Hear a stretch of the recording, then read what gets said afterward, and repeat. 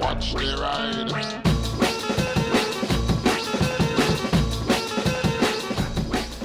Hey everybody, so this is the answers to your questions for the June Q&A. These questions are asked by my patrons over on Patreon, and Reno is here to read the questions for me, and I also don't have to pronounce the names, so let's just get on with it, because there's like 20 questions and I want to try and get this out like quickly. Reese Hedison says, what's your opinion on tattoos? I hate tattoos, they're awful, you shouldn't get... I have tattoos, I like them. Simple. James the Naked Snake says, if you were to recommend one bike to do everything and anything, what would it be and why? And if your first choice is a BMW GS, then what's your second choice? And when I say go anywhere, do anything, I'm talking about city commuting, green laning, big mileage riding, commuting, track days, leisure riding, motorway trails riding, you know, everything. There isn't an answer to that, it's impossible, you can't have that. The closest thing would probably be something like a Cub C90. Yeah. It's one of the only bikes that could... Well, no, you could use a 125 for most things, but there is not an answer to that question. That's why there's so many different types of bikes. Ryan Price asks, I haven't had a motorbike now for 3 years due to having 3 lovely children who take up all my time and money. Do I put my kids up for adoption? Adoption? No, sell them into labour so they can earn some money and then you can buy more bikes. Easy. Maybe keep one to do the chores. Clean the bike. James the Naked Snake says, he said the same thing, you sell them and make money out. Oh, there you go then. It's unanimous. Bye kids! Michael Conniff says, if you could give your younger self one piece of advice, what would it be? Do what you want to do and do it now. Don't wait. And yeah, pretty much that. I wish I'd started doing what I was doing now a long time ago, but I didn't. So now I feel like it's too late, but I just ignore that and carry on. Leon Teal asks, I'm a new rider. I have a Honda CBF 125 which was recently stolen, so replaced with a Yamaha YZF R125. I'm now paranoid about losing my bike. What's your top advice on securing your bike for quick little stops such as supermarkets or McDonald's? Leave it in view. Take a big lock. That's pretty much it.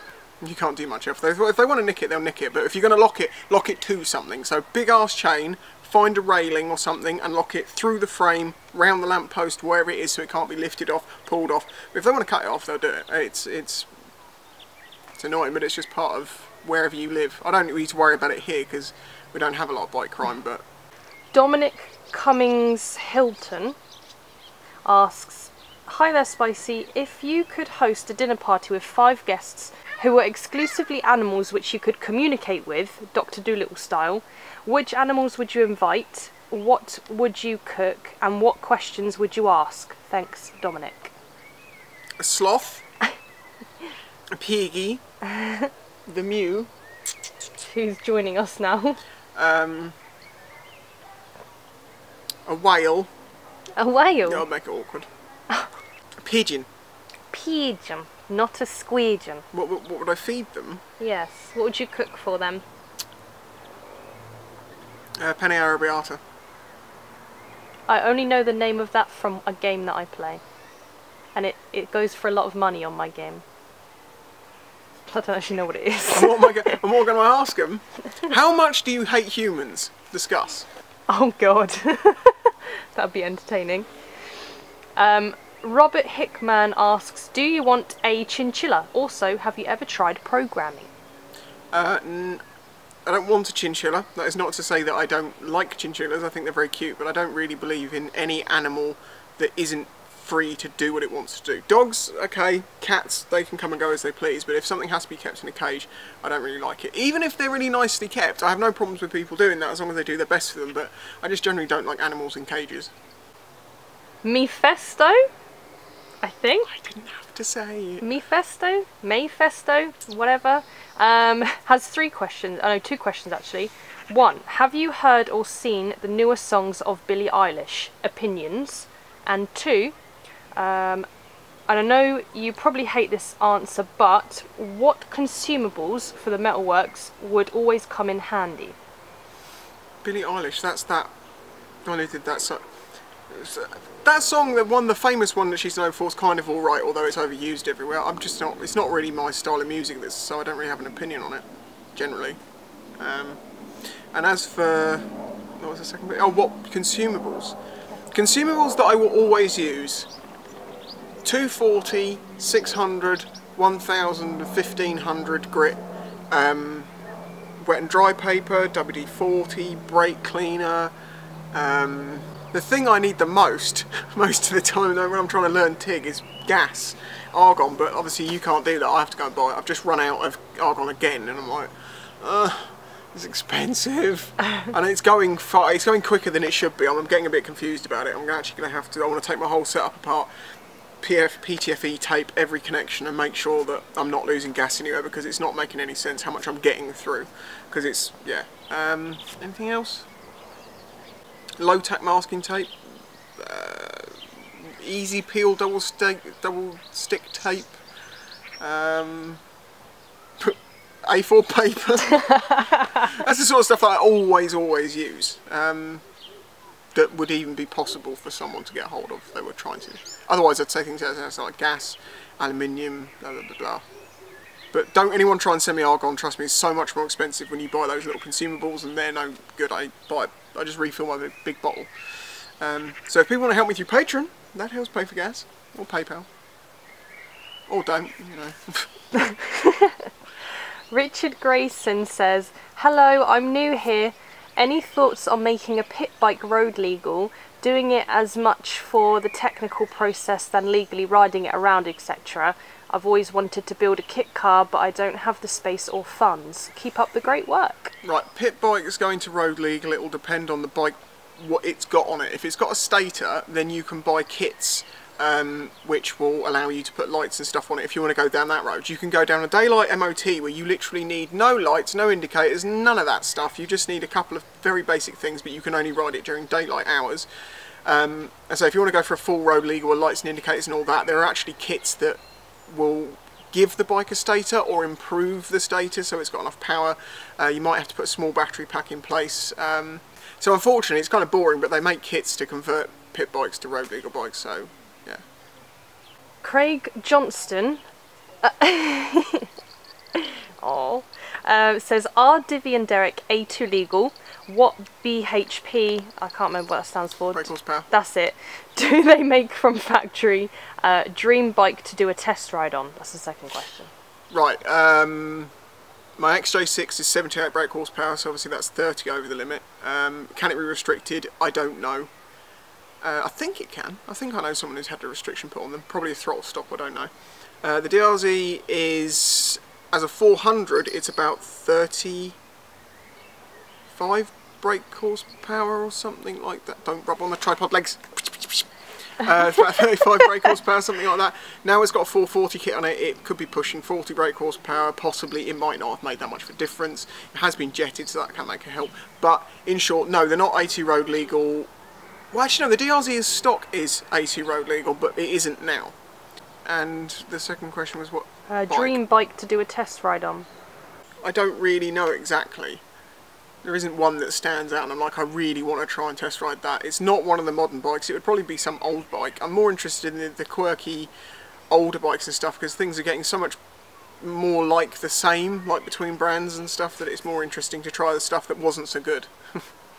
Ryan Smart asks, what are your thoughts on people having to pay to upgrade their licence from an A2 to a full unrestricted licence, and do you think it's worth it? PS, love the content, keep up the good work. If you want to ride a bike more than 48 brake horsepower, yeah, it's worth it. You haven't got a choice. This is a problem. I don't think it should be the full whole test again. It could just be a one-day course, a bit like a CBT, where you're just out with an instructor and they're like, let's see how you ride this. Yeah, you can move up to a larger bike. Because the bikes that you do the full test on, I did it on a Gladius. It's not exactly a rip-roaring machine. It does not represent a 1000cc sports bike in any way. So it's annoying that you have to pay for it, but it is the way that it is. Is it worth it? Well, if you can survive with an A2, and well, Reno does, you don't need any more than an A2. I've said before, you don't need any more than a 125, unless you want to go slightly longer distance or you want to sit on a motorway. So an A2 actual bike is perfectly usable on the UK, and you would never need more than that. If you want something that's faster, well then, yeah, you're going to have to bite the bullet. Carl the Gardener asks, what mile per gallon do you get on Derek and Divi? I can get 150 mile per gallon on my YBR 125. Keep making the video. Keep making the vid. What sort of metal can you use / need for the metalworks? 150 miles to the gallon. Shut up! That worked. Derek gets about 40, 45, and Divi's very much the same. It's more dependent on how I ride them. Divi particularly, I noticed that if you get up above, you know, 80, 90 as a cruising speed, it starts sucking fuel.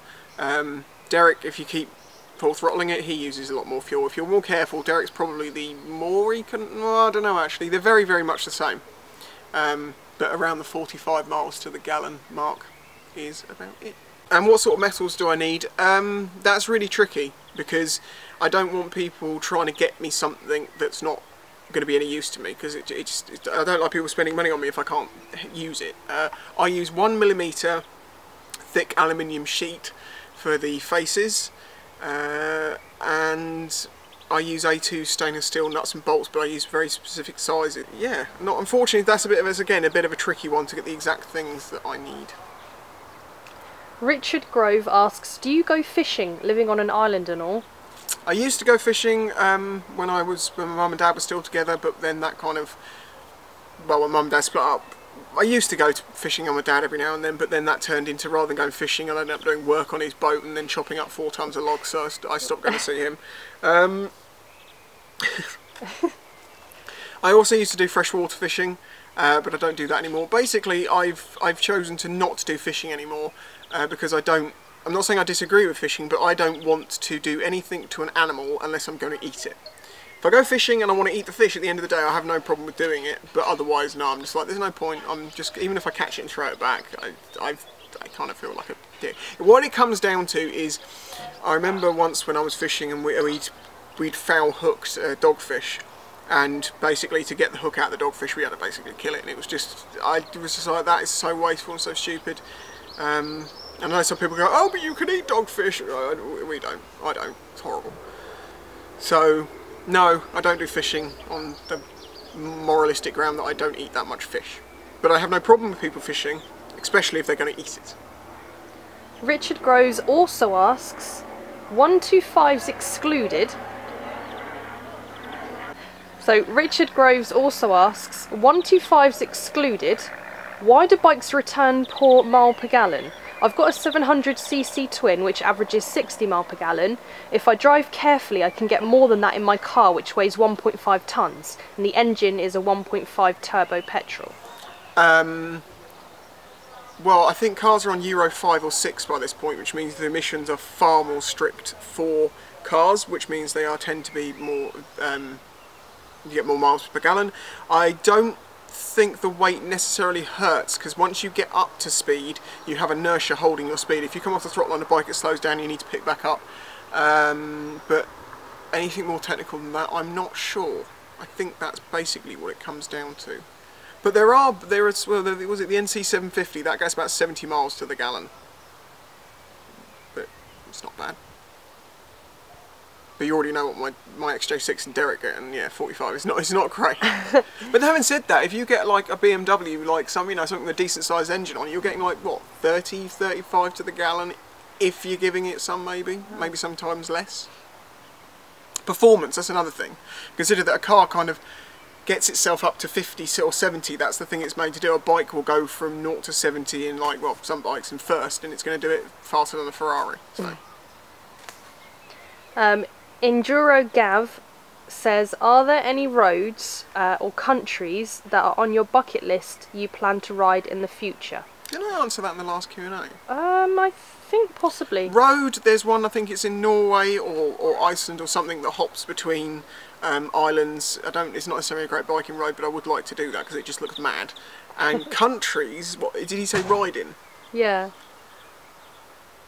I don't really connect riding to wanting to ride in any particular country. That's how, to me, riding is not like, I want to go there and do this. That would be like me saying, is there any country you want to go to and drive in?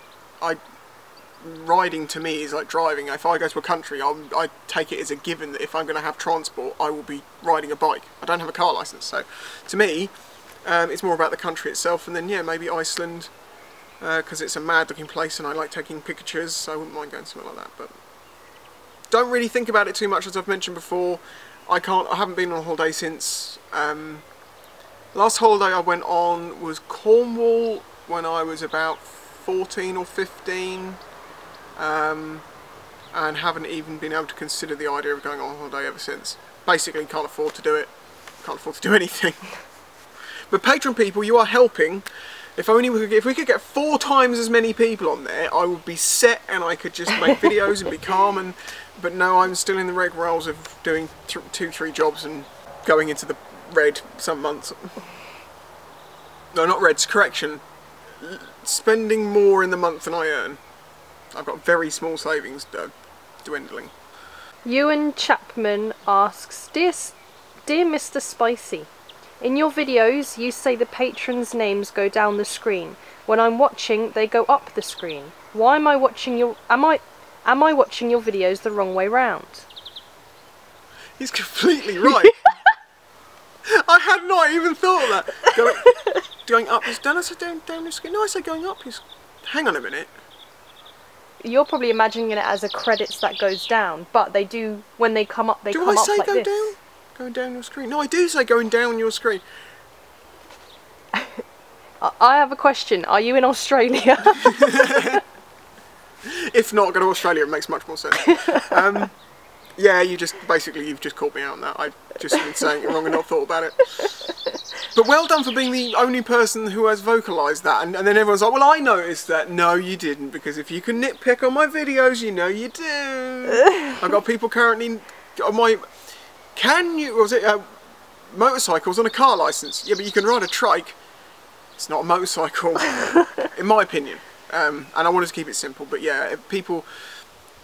love to, I mean, sometimes it's helpful, but sometimes it's really not, and people just nitpick, and I'm like, I didn't forget that, I left it out to keep things concise rather than making a 5-hour long video. The whole point of my learning videos, they're simple, to the point, and everyone can understand them, not the 3% of people are like, oh, but I want to ride a trike. Well, then you search, can I ride a trike on a car licence, not a motorcycle, I guess.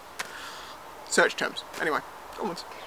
Luke Francis asks, with money and practicality out of the question, what motorbike would you love to own? Money and practicality? I think so, yeah.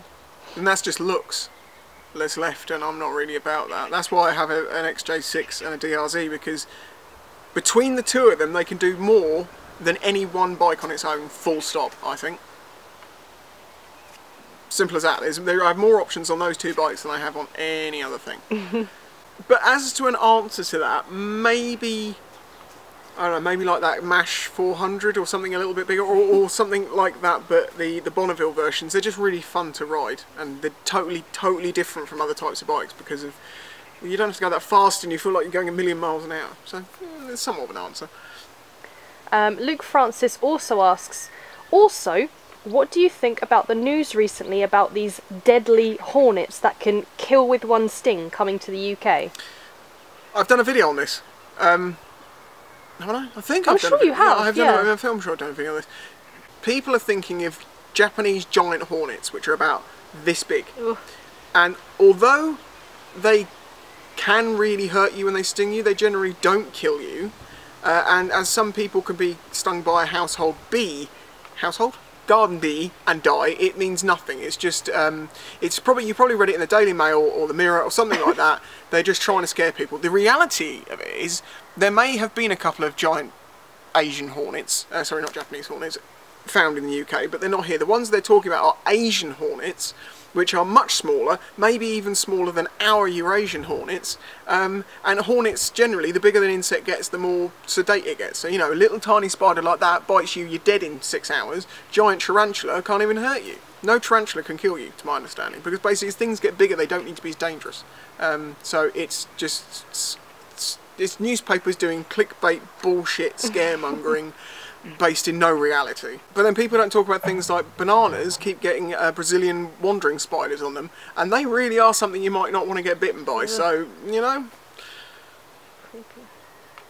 And the last question is Mephisto, who says, do you still accept subscribers' videos for the ending of your videos? In short, no. I wanted to continue doing that for a while, but then it went incredibly quiet, and I was kind of like, wow, I've had thousands of people saying, can you give me a shout out to my channel, and then when I actually give them the opportunity to make a video, not many people did. Some of those people couldn't follow the rules. So many times I had to respond to people and say it's more than 30 seconds long, blah blah blah, and it showed that they didn't take the time to watch my video. And it's like, if you're not going to watch the video to find out what the criteria are to get your video on, I am not going to keep pushing that. Also, I got to the conclusion that people found out about it and were just getting their channels featured, or trying to get their channels featured, and they didn't subscribe to me, they didn't know anything about me, they were just using me as a way of getting some promotion. And I decided that I was going to stop doing that. But I did, in doing it, do more than... I also said maybe some larger vloggers should do this. No larger vloggers did that. Same as where I did a video that was called, like, give yourself a shout out, where people could go to the video and say that they do things, and then people could go there and find more people in the comments, different creators, you know. And I suggest that larger vloggers should do that. None of them did that either. So I'm just got to the point, it was just like, well, I've done more than anyone else has done, so I'll just end it there. Is that the last one? Yeah, that's it. Right, well, huge thank you to my Patreon supporters. I'm going to keep this nice and short. I'll be doing another one next month. If you'd like to join Patreon, it is less than £1 a month. It's $1 a month. Someone recently got arsy about me saying $1, but someone correctly responded, but it is $1, not £1. Hugely helps me continue what I'm doing. And, well, thank you. And you'll get to ask questions in next month. So thank you for watching. Don't forget to leave a like and say thank you to Reno for doing the questions. You're welcome. Bye. If you enjoyed this video and the other content on the channel, please consider following the links in the description to show your support.